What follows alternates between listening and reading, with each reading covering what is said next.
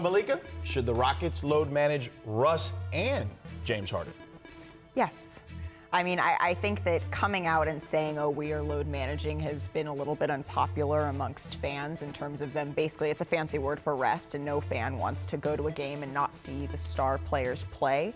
That being said, if Daryl Morey, as he's been saying, wants them to peak later in the season, I do think that in a crowded Western Conference, it does make sense to manage the minutes of two of the guys who play the most minutes in the NBA. So I think that does make sense.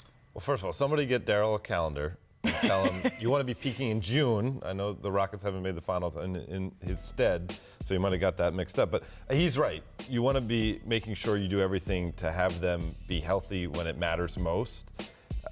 There's a part of it, though, that is unsettling, as Malika said. I mean, the regular season, people still pay money to go to those games. I used to have a problem when Pop would do it. Right. Then you also realize if these people are basketball fans, the real true memories you're going to carry with you when you talk about years later, it's not a regular season game. Championships. It's championships, it's playoffs. Right. Those are the games those are your meals as a basketball fan. Yeah. It's snacks during the regular season, but it's the meals during the playoffs. And so in that sense, don't we all just want to see every team at its best in the playoffs? Yes, and so I do. You do whatever you can to ensure that can happen. It's funny you mentioned Pop. I was actually at the game where he sent Tim Duncan and those guys back on Southwest Airlines. They were playing in Miami. It was a TNT game. But it's going to be a fascinating game of chess, I think, in the Western Conference because a game or two can swing things, violently in the Western Conference as far as playoff seeding is concerned. So how do you feel like these coaches and general managers will deal with the load management considering the standings will be so tight? Well, I think that's where they look at the schedule and say, okay, this is a stretch where we have a lot of games. This is where we have back-to-backs. This is where we're potentially playing a weaker team or a team not in our conference, and they will be strategic around those sorts of things. But when we looked at the graphic that was just up on the screen, it said that Russ and James Harden, there it is, are first and second in usage percentage. And so when you look at that and you look at the way these guys are used, I mean, that takes precedent. That's more important than, okay, well, maybe they will say we will compromise third place or fourth place. We'll flip-flop those two in order to keep them very healthy. Dave, you saw that graphics the last 5 seasons. Their usage rate is like all-time type stuff, those two particular guys. LeBron has kind of been good at this, of kind of load managing in game, right? Like Brian Windhorst had that story a couple years ago about how much he walks during games to kind of conserve energy. Is there a way to conserve energy and load manage with these two guys while they're on the floor?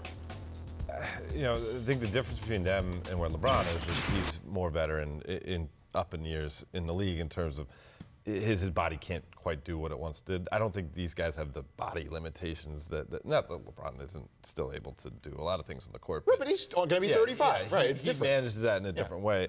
Now, I think it's just going to come down to, a lot of training staffs are adopting this red light, yellow light, green light way of evaluating someone's body. Mm-hmm. And, if it's red light, obviously they can't play.